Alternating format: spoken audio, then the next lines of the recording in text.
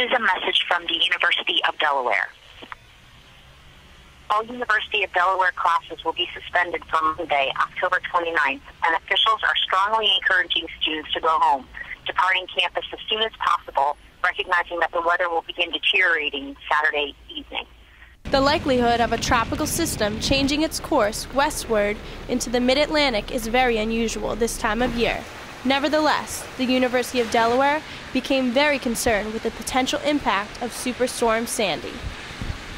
Potential impacts, the forecast at that point was telling us that it was going to make the eye was going to make a direct landfall at Delaware, and that we were going to see 70, 80 mile an hour sustained winds with gusts to 90, 12 inches of rain, and if we lost power, students wouldn't be able to do any work. There'd be no heat, there would be no hot water.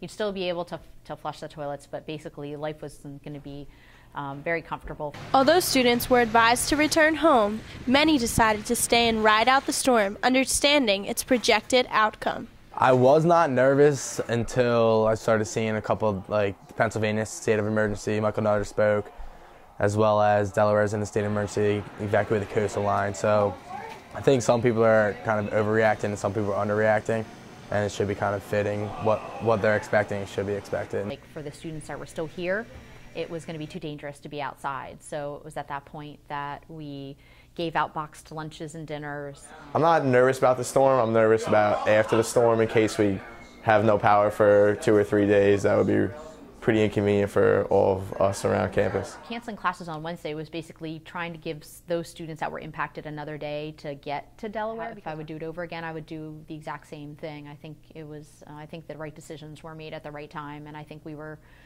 putting the students' safety as a priority. The area of Newark was incredibly fortunate during the storm, avoiding flooding and power outages. The university closed for 3 days, but now everything on campus is back to normal, as the impact of the storm was not as bad as expected. I'm Jennifer DeLuca, reporting for UD News.